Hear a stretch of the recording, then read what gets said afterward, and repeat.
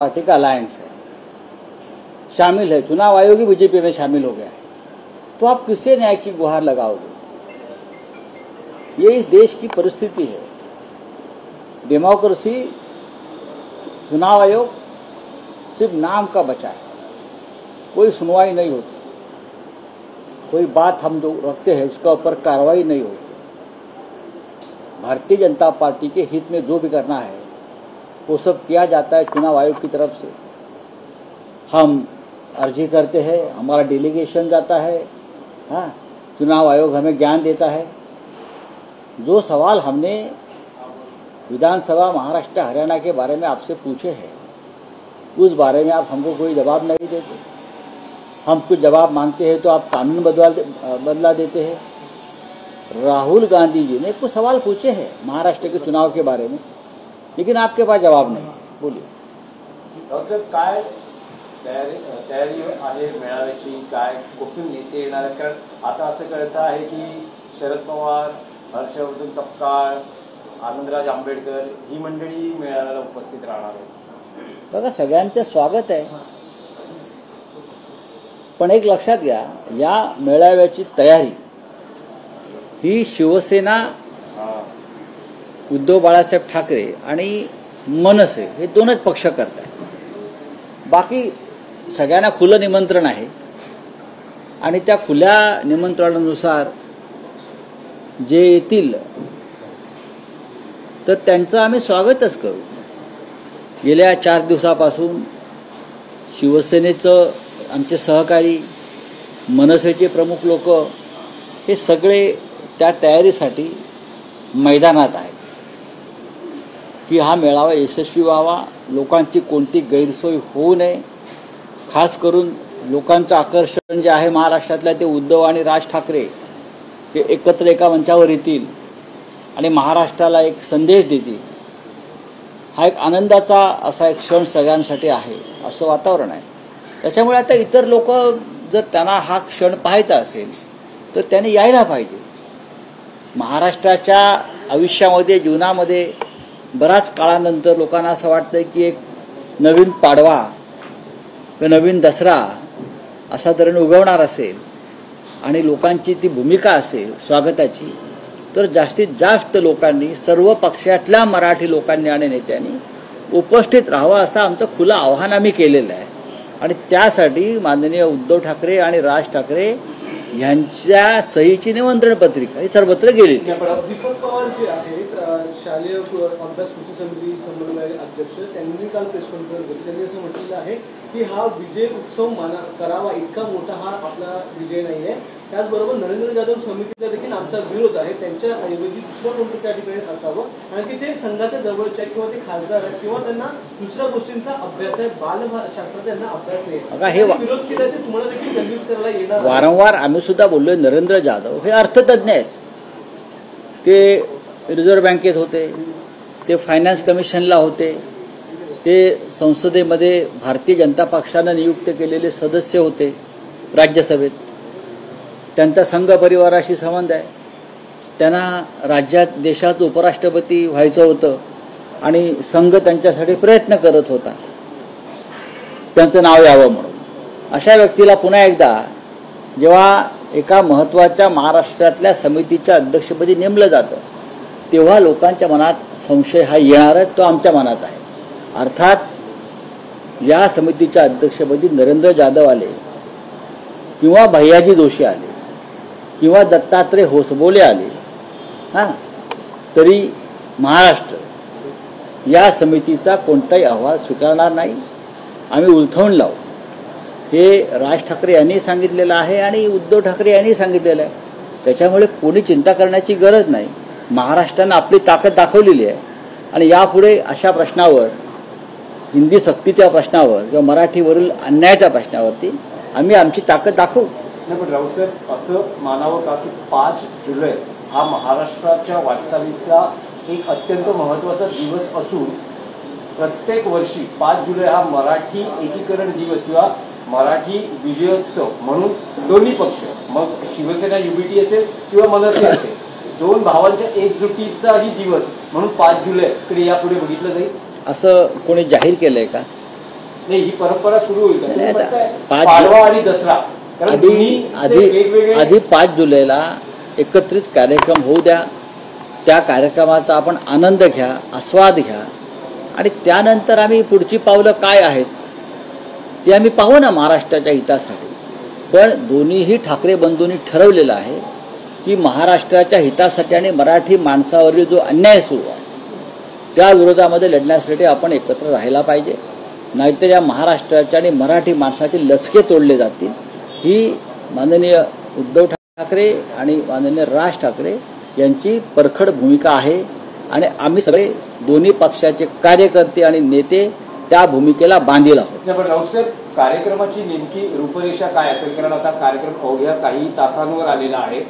कोण भाषण करणार आहे, कोणाचं म्हणजे प्रोटोकॉल काय आहे, कोणाचं भाषण आधी होणार आहे, समारोपाचं भाषण कोणाचं होणार आहे, असं सगळं काही ठरलं आहे? काही गरज नाही सगळं सांगण्याची. यात प्रोटोकॉल कसला आला? नाही म्हणजे क्रम काय आहे? काय कशा करता पाहिजे क्रम तुम्हाला? आणि क्रम लावून तुम्ही काय लोकांना सांगणार आहात? व्यासपीठावरती कमीत कमी गर्दी असावी. व्यासपीठावरती जे मुख्य आकर्षण आहे माननीय उद्धव ठाकरे आणि राज ठाकरे हेच असावं आणि लोकांनी तुफान गर्दी करावी आणि विजय जल्लोष साजरा करावा. त्याच्या पलीकडे कोणताही प्रोटोकॉल नाही.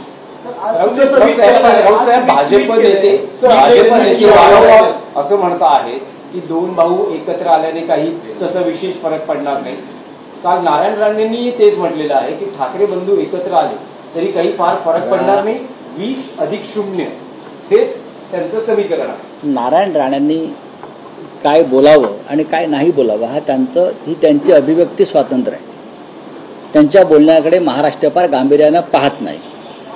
ज्या व्यक्तीनं 2-3 वेळा पक्ष बदललेला आहे, जी व्यक्ती स्वतःचा पक्ष चालवू शकली नाही, जी व्यक्ती काँग्रेसमध्ये गेली त्या काँग्रेस पक्षाला शिव्या घातल्या, भाजपात गेले तिथेही त्यांचं नीट जमत नाही सुरुवातीच्या काळापासून, शिवसेनेमध्येही त्यांनी शेवटी गोंधळ घातला.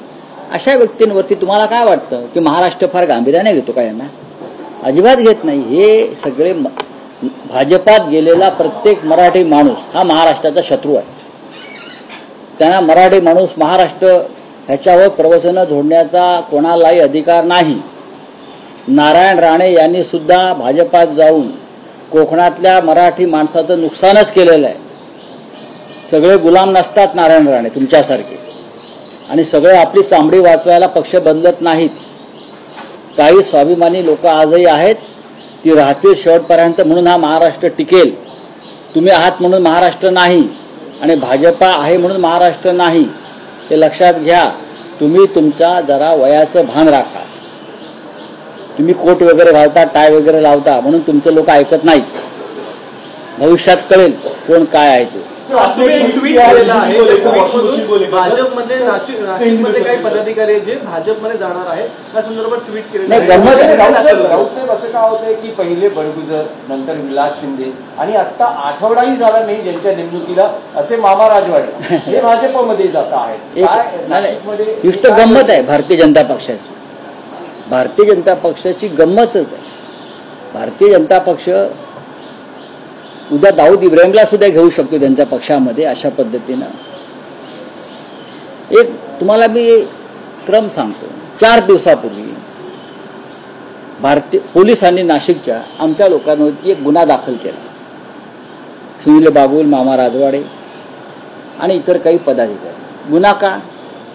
नाशिकमधली एक व्यक्ती समाज माध्यमावर शिवसेना नेत्यांची बदनामी करते, त्यांच्याविषयी काही खोट्या नाट्या बातम्या देऊन ती ब्लॅकमेल करते. त्या बदनामीच्या बदल्यात काही आर्थिक मागण्या करते, संपत्तीची मागणी करते. हे वारंवार झाल्यामुळे शिवसैनिकांनी जाऊन त्याच्या घरात घुसून त्याला धक्काबुक्की केली असं म्हणतात. हे भारतीय जनता पक्षाने सुद्धा केलं आहे त्यांच्या नेत्यांच्या बाबतीत, इतर पक्षांनी सुद्धा केलेलं आहे. हे नवीन नाही असं प्रकरण की बदनामी होते समाज माध्यमावरती म्हणून त्याच्या घरात जाऊन त्याला जाब विचारा. हा काही 307 वगैरे असे जे गुन्हे आहेत त्यातला गुन्हा नाही आहे. हा विनयभंग, 307, खुनाचा प्रयत्न, खून. पोलिसांनी ह्या सगळ्या पदाधिकाऱ्यांवर गिरीश महाजन यांच्या सांगण्यावरून अत्यंत गंभीर स्वरूपाचे गुन्हे लावले।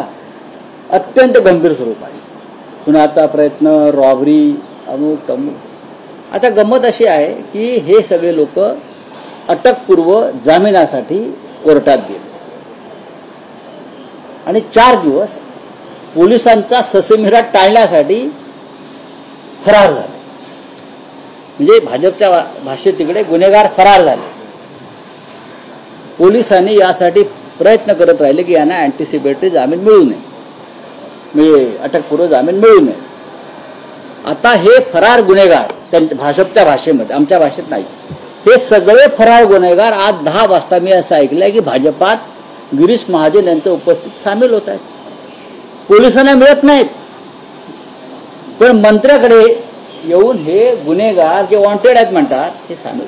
ही भारतीय जनता पक्षाची गंमत आहे। बडगुजर यांच्या बाबतीत तेच झालं, गुन्हा दाखल केला, त्यांच्यावर दबाव आणले गेले, त्यांच्या कुटुंबावर मोक्का लावतो सांगितलं, त्यांच्या सलीम कुत्ता प्रकरणाचा ठपका होता ते भाजपमध्ये।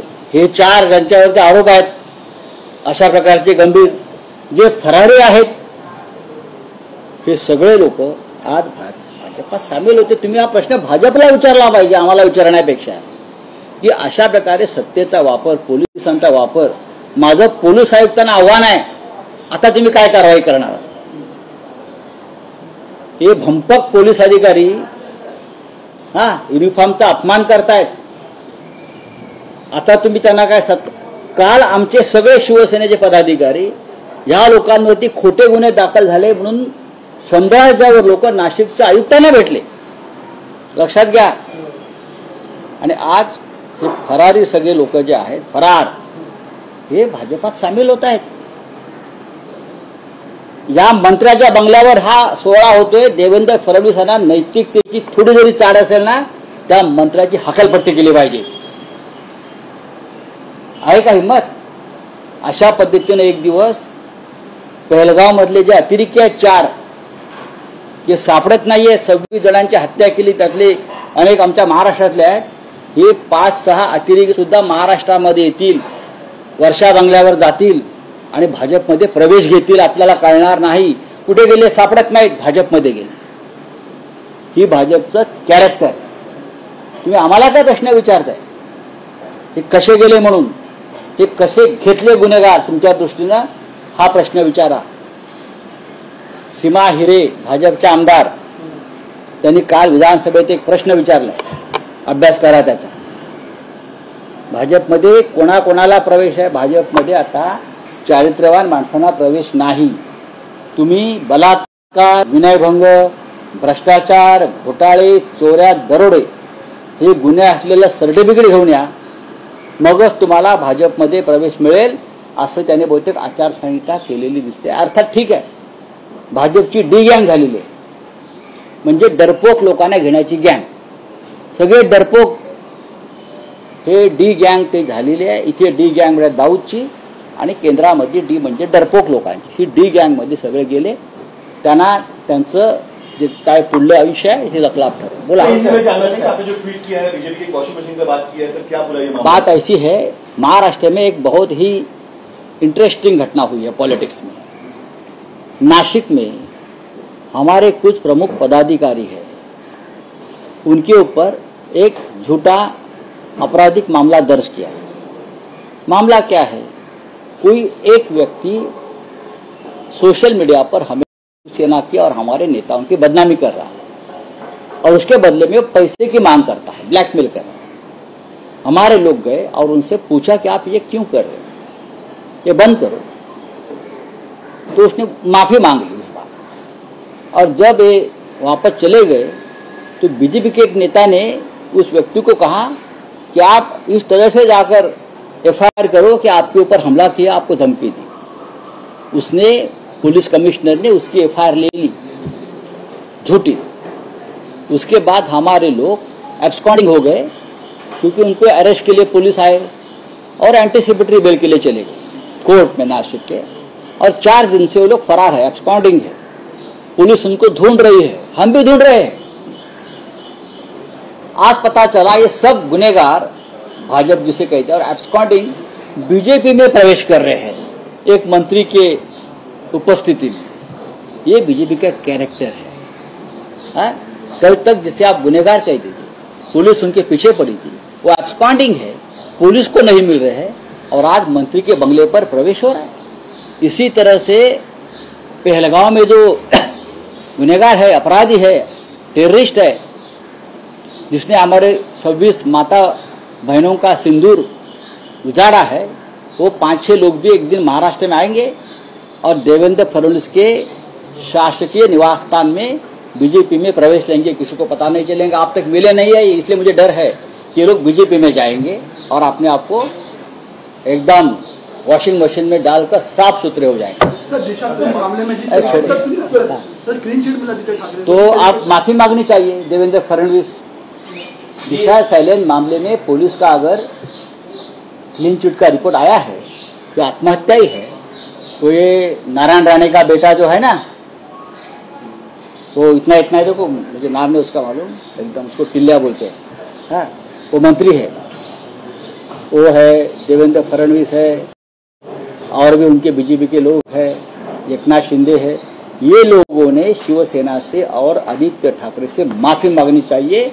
एक युवा हमारे नेता को आपने जिस प्रकार से घेर लिया, बदनाम किया, लेकिन हम हटे नहीं, तो आप माफी मांगो, थोडी भी नैतिकता आप में है तो। राव साहेब, हाच मराठी प्रश्न आहे की दिशा सालेन मृत्यू प्रकरणात 90 ट्विस्ट आलेला आहे आणि महायुती सरकारने जी SIT स्थापन केली होती त्यांनी कोर्टात असा अहवाल सादर केला आहे की घातपात नसून हा अपघाती मृत्यू आहे।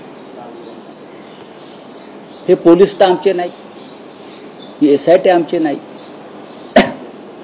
आपणच ती स्थापन केली होती। आदित्य ठाकरे हे शिवसेनेचे युवा नेते, मंत्री म्हणून उत्तम काम करतात, त्यांचं नेतृत्व खच्ची करण्यासाठी षडयंत्र रचलं गेलं, त्यांना बदनाम करण्यात आलं। शेवटी सत्य समोर येत आहे आपल्याच माध्यमातून। आता काय करणार? सगळ्यात आधी देवेंद्र फडणवीस यांनी माफी मागायला पाहिजे, त्यानंतर तो कोणते नारायण राणेंचा एक मुलगा आहे बघा मंत्री, एवढा आहे बघा, तो काहीतरी बडबडत असतो नेपाळ्यासारखा, त्याने माफी मागायला पाहिजे, नाक घासून, त्याने नाक घासून माफी मागायला पाहिजे। ज्या ज्या कोणी आरोप केले आणि बदनामी केली, प्रत्येकानं नैतिकतेच्या मुद्द्यावर माफी मागणं गरजेचं आहे। तुम्ही एखाद्याचं आयुष्य उद्ध्वस्त करता, बदनाम करता आणि त्यासाठी सत्ता आणि यंत्रणेचा गैरवापर करता, लक्षात ठेवा, डाव उलटला जाईल केव्हा तरी तुमच्यावरच, तुम्हाला जावं लागेल, तेव्हा आम्ही पाहू।